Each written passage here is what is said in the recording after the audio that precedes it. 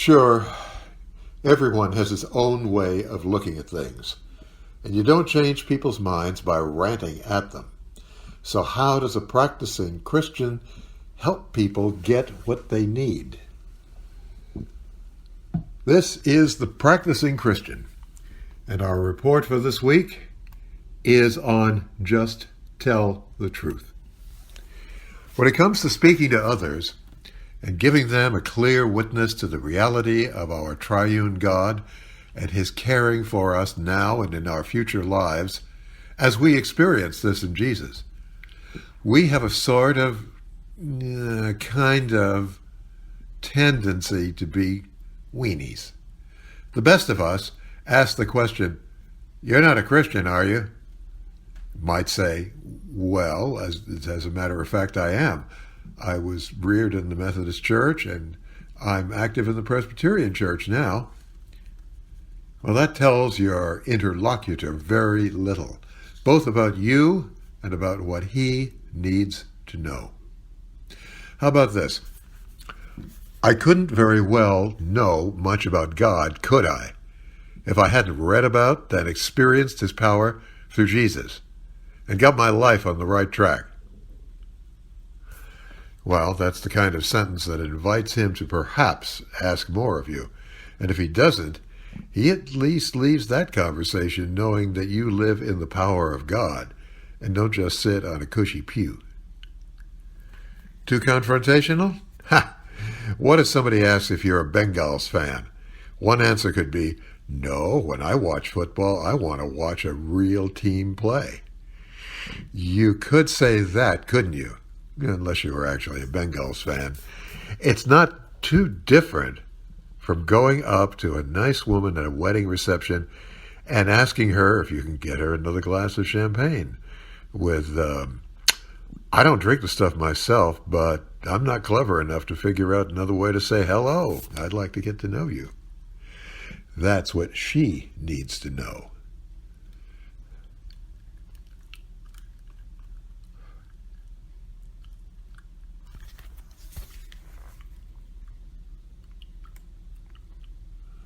What we really feel about something, or where our minds and hearts are leading us to, is what other people really need to know. This is why most governmental press conferences are so ghastly.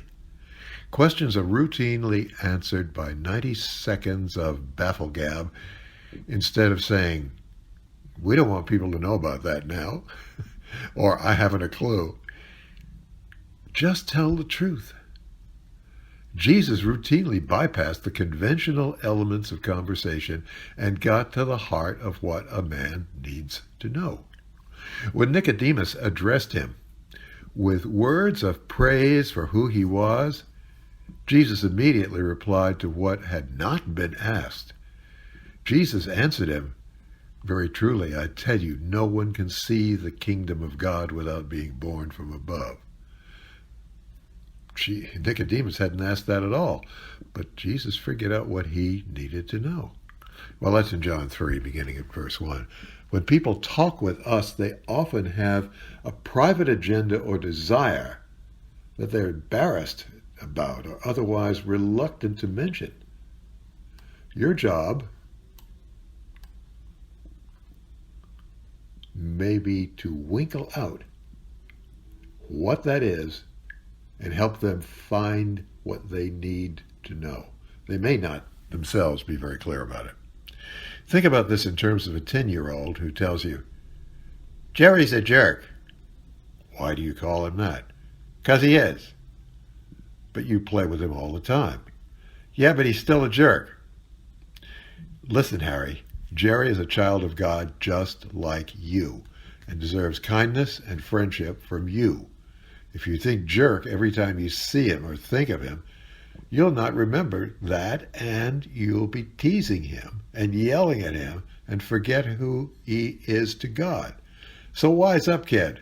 And every time you see him, tell yourself, he's another child of God, and I need to treat him that way. That's what Harry needs to know. And if all you said was, "Well, stop calling him names," Harry would have learned nothing from you. Just tell the truth.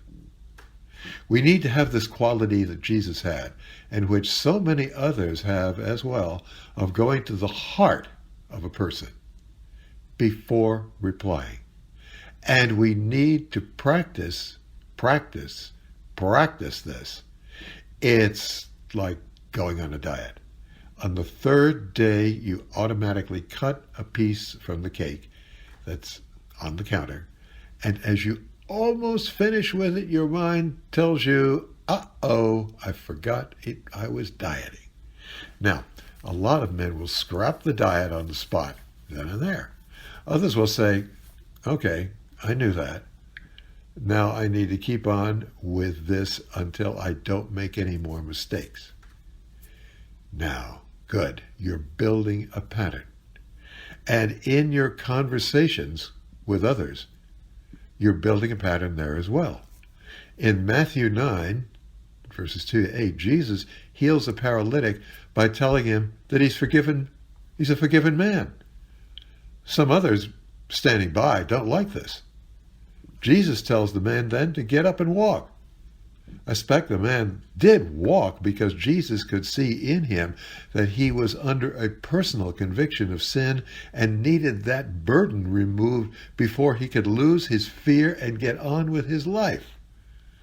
Jesus had built in himself a pattern of looking for and seeing what people needed to know.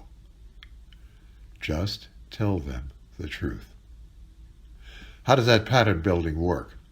The first thing on your route of discovery might come with prayer.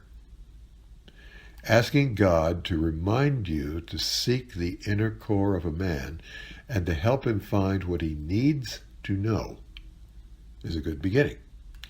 An important point to remember is that many people will speak of the what they call my truth, as if the truth by which we live comes from an infinite range of choices and is to a great extent subjective. Not really. The truth is what God has done and how God is continuing his work among us.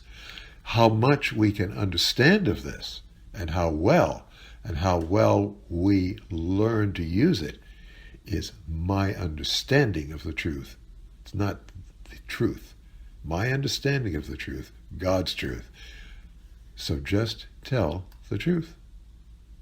Another lesson we can learn about pattern building for truth-telling is to appreciate the power of repetition.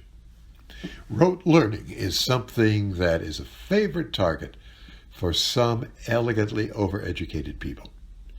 They like creativity, they like freedom of expression, but we learn to have teeth that last through the years by rote learning with a toothbrush.